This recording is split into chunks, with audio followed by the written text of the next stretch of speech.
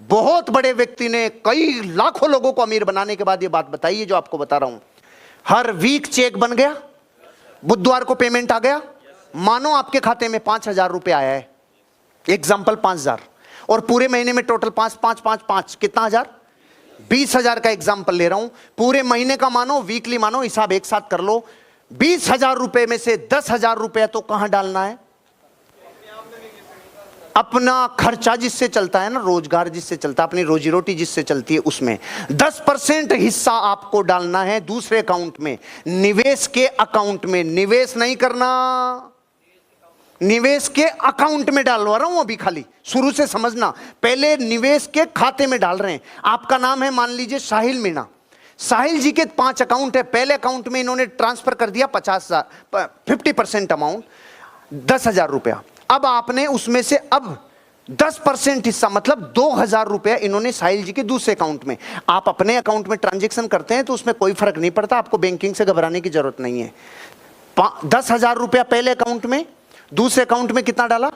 2,000 रुपया। वो है निवेश का अकाउंट, करना नहीं है, डालना है। 10% हिस्सा बचत के अकाउंट में। साहिल जी का एक और अकाउंट है जिसमें आपने 10% अमाउंट उस महीने जितना कमाया उतने का डाला। फिर 10% हिस्सा शिक्षा के खाते में, ऊपर वाले हिस्से के खाते में, लेकिन करनी नहीं है अभी, अभी डाला है। बचत आपने अभी की नहीं है, अभी आपने डाला है।